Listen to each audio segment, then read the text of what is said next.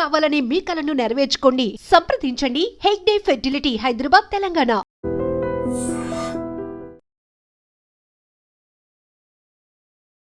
నన్ను క్షమించండి నాన్న, మీకు నా మొహాన్ని చూపించలేకపోతున్నాను.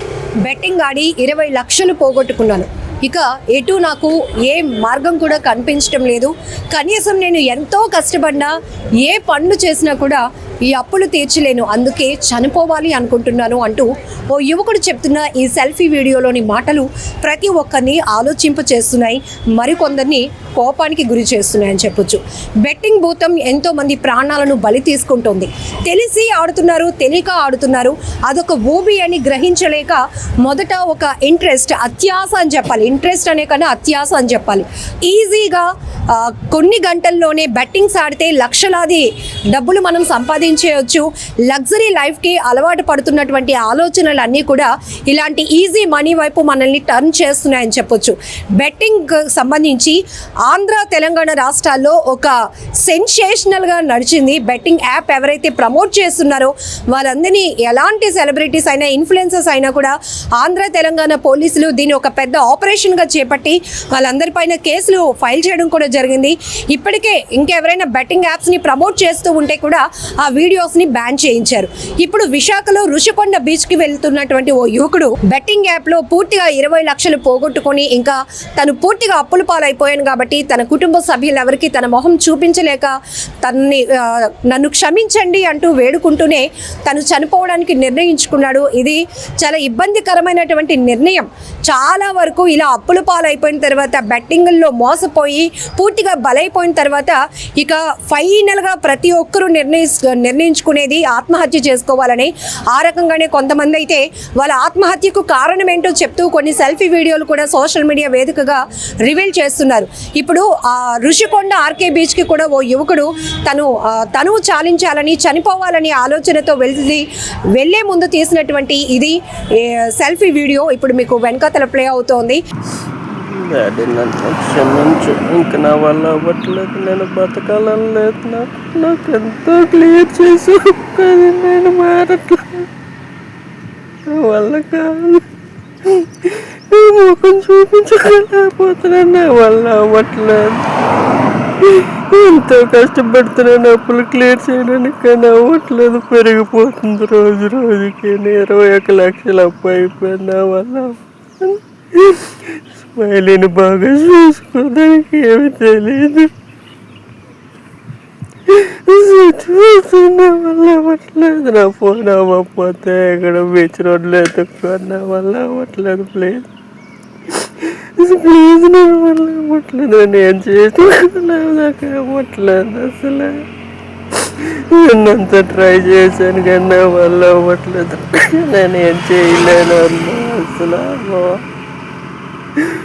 నా వల్ల అవ్వట్లేదు, అసలు నాకు చచ్చిపోవాలన్నది, నా వల్ల అందరూ ఇబ్బంది పడిపోతున్నారు, నా వల్ల నేనే ఎంత తప్పు చేశాను, అసలు ఎంత క్లియర్ చేసినా సరే నేను అసలు మారట్లేదు, నేను ఏం చేస్తున్నానో కూడా తెలియట్లేదు నాకు, నా వల్ల మీరందరూ ఇబ్బంది పడిపోతున్నారు, అసలు దానికి ఏమి తెలియదు, బాగా పెంచండి,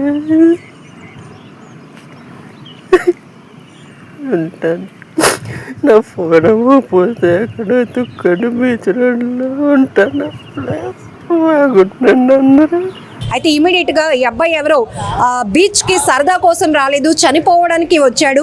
ఆ అబ్బాయి చేస్తున్నటువంటి ఆ ప్రయత్నం కూడా చనిపోవడానికి చేస్తున్న ప్రయత్నంగా కనిపించి ఇమీడియట్గా రుషికొండ బీచ్ పెట్రోలింగ్ దగ్గర ఉన్నటువంటి ఒక కానిస్టేబుల్ బాబురావు గారి అని ఆయన ఇమీడియట్గా అలర్ట్ అయ్యి ఎవరైతే ఈ యువకుని ఆత్మహత్య చేసుకోవాలని నిర్ణయించుకున్నటువంటి ఆ యువకుని బీచ్ ప్రమాదం నుంచి అతను రక్షించి కాపాడడం జరిగింది. ఇక్కడ ఒకటి చెప్పొచ్చు, కాపాడడానికి ఆ కానిస్టేబుల్ ఇన్ టైం వచ్చారు కాబట్టి అతను ప్రాణాలు దక్కాయి. లేకపోతే ఈ బెట్టింగ్ యాప్లకు బలైపోయి చనిపోయిన వాళ్ళలో మరొక చావును కూడా ఇక్కడ మనం చూసేవాళ్ళం అయ్యేవాళ్ళం. కానీ ఎంత బాధాకరమైన విషయం. చాలామంది ఇప్పుడు నెటిజన్లు కూడా ఈ వీడియో పైన కామెంట్లు చేస్తున్నారు. ఒకవేళ పూర్తిగా నష్టపోతే ఇంకా చావే పరిష్కారం అని మాత్రం ఎందుకు ఆలోచన చేస్తున్నారు? చాలా వరకు దాని నుంచి స్కిప్ అవ్వడానికి చాలా వేస్ ఉన్నాయి. అవి ఎందుకు వెతుక్కోలేకపోతున్నారు? ఫ్యామిలీ మెంబర్స్తో మీ బాధను చెప్పండి. అఫ్కోర్స్ మీరు తెలిసి చేసిన తప్పైనప్పటికీ కూడా కుటుంబ సభ్యులు ఖచ్చితంగా అర్థం చేసుకుంటారు కాబట్టి వాళ్ళతో మీరు షేర్ చేసుకోవడానికి ప్రయత్నించండి. ఇంకొంచెం బెటర్గా ఎక్కువగా కష్టపడి ఏవైతే సేవింగ్స్ వైపు వెళ్ళి అప్పులు తీర్చుకోవడానికి ప్రయత్నించండి. మీ వెనకాతల మీ పైన ఆధారపడినటువంటి కుటుంబ సభ్యులు కూడా ఆలోచించాల్సినటువంటి అవసరం ఉంది. ఎందుకంటే అమ్మా నాన్న ప్రతి పిల్లల పైన ఎంతో ప్రేమ పెట్టుకుంటారు, ఎంతో ఎఫెక్షన్ ఎఫర్ట్స్ కూడా పెడతారు. కానీ ఇలా చేసినటువంటి తప్పులు, మనీకి అలవాటు పడటం, ఈజీ మనీ వచ్చేస్తుంది కదా అని బెట్టింగ్ యాప్లకు అలవాటు పడడం, లేకపోతే గేమింగ్ యాప్స్కి ఎడిక్ట్ అవుతూ ఉండటం, ఇలాంటివి మనం చాలా చూస్తున్నాం. అంటే రాంగ్ వేలో వెళ్ళి ఎక్కువ సంపాదించాలి అనేటటువంటి దుర్బుద్ధి, అత్యాస చాలా వరకు ఆత్మహత్యల వరకు కారణమవుతుందని కూడా చెప్పొచ్చు. ఇప్పుడు ఈ యువకుడు తీసుకున్నటువంటి సెల్ఫీ వీడియోలో కూడా తను ఇచ్చిన ఇన్ఫర్మేషన్ కేవలం బెట్టింగ్ ఆడి 20 లక్షలు పోగొట్టుకున్నాను కాబట్టి ఇప్పుడు నా మొహాన్ని నేను ఎలా నా ఫ్యామిలీ మెంబర్కి చూపించలేకపోతున్నాను కాబట్టి నన్ను క్షమించండి, నేను చనిపోవాలనుకుంటున్నాను.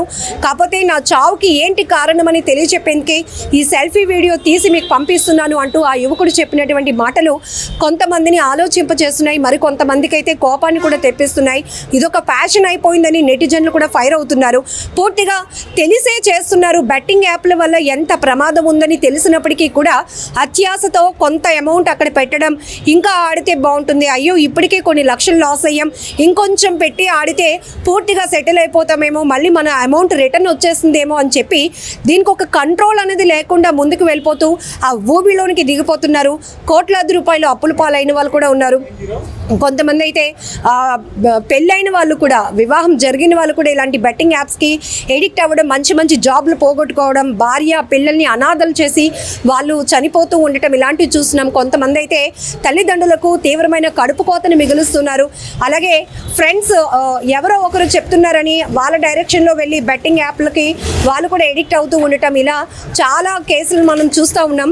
ఏదేమైనప్పటికీ ఇక్కడ రైట్ టైంలో Rushikonda beach patrolling constable alert అవ్వడం వల్ల అతన్ని కాపాడగలిగాడు. లేదంటే ఆ కుటుంబం చాలా నష్టపోయి ఉండేది. ఇప్పుడే ఆర్థికంగా నష్టపోతే మరొక వైపు ఒక కుటుంబ సభ్యుడిని, కన్న బిడ్డని కూడా కోల్పోయి ఆ తల్లిదండ్రులు తీవ్రమైనటువంటి దుఃఖాన్ని ఎదుర్కొనేవాళ్ళు. కాకపోతే ఇక్కడ మనం ఒకటి ఆలోచించాల్సిన విషయం ఏంటంటే బెట్టింగ్ యాప్ల పైన ఒక ఉద్యమమే నడుస్తుందని చెప్పొచ్చు.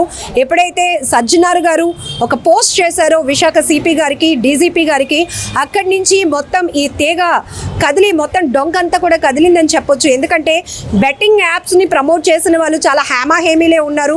వాళ్ళొక సెలబ్రిటీలు, వాళ్ళొక ఇన్ఫ్లుయెన్సర్స్, అలాంటి వాళ్ళందరూ కూడా పోలీసుల విచారణకు అటెండ్ అవ్వడం, కొంతమంది పైన కేసులు ఫైల్ అవ్వడం, వాళ్ళు ఇప్పటికే ఒక్కొక్క యాప్ని ప్రమోట్ చేయడం వల్ల లక్షల రూపాయలు ఆర్జించినటువంటి సందర్భాలు ఇవన్నీ బయటకు వచ్చినాక ప్రజలకు అయితే ఖచ్చితంగా ఒక అవగాహన అనేది కలిగింది. బెట్టింగ్ అనేది ఒక భూతం లాంటిది, దాని వైపు ఎడిక్ట్ కాదు, ముందు దాని వైపు చూస్తేనే మనం దానికి ఆకర్షితులు అవుతాము, లైఫ్లు కూడా పోగొట్టుకుంటాం అనే విషయం చాలామందికి ఈ పోలీసుల ద్వారా కూడా చాలా పెద్ద ఎత్తున అవేర్నెస్ కలిగిందని చెప్పొచ్చు. ఏదేమైనప్పటికీ దయచేసి బెట్టింగ్ యాప్ల జోలికి వెళ్ళొద్దు. ఇప్పటికే వెళ్ళి ఆ ఊబిలో చిక్కుకొని అప్పుల పాలు అయిపోయి ఉంటే గనక ఎలాంటి కఠినమైన నిర్ణయాలు తీసుకోకుండా ముందు మీ ఫ్యామిలీ మెంబర్స్తో కూర్చొని మాట్లాడండి. నా సిచ్యువేషన్ ఇలా ఉంది, నేను తేరుకోలేకపోతున్నాను, నాకు ఇంకా చావే పరిష్కారం అనిపిస్తోంది, మీరు సపోర్ట్ ఇవ్వగలిగితే నేను మళ్ళీ ముందుకు వెళ్ళగలుగుతాను, నేను ఎనర్జీ తెచ్చుకోగలుగుతాను అని వాళ్ళతో మాట్లాడండి. ఏ ఫ్యామిలీ కూడా కన్నబిడ్డల్ని పోగొట్టుకోవాలనుకోదు, లేకపోతే ఎలాంటి అన్నదమ్ములు, అక్క చెల్లెలు వీళ్ళెవరు కూడా రిలేషన్స్ని పోగొట్టుకోరు. వాళ్ళు కూడా ఒక మీకు వాల్యుబుల్ సజెషన్ ఇస్తారు. వాళ్ళ సపోర్ట్తో కూడా మీరు ముందుకు వెళ్ళి ఇంకొంచెం బెటర్గా ఆలోచించడానికి ప్రయత్నించండి. అంతే తప్ప ప్రాణాలు తీసుకోవాలనే నిర్ణయాన్ని మాత్రం తీసుకోకండి.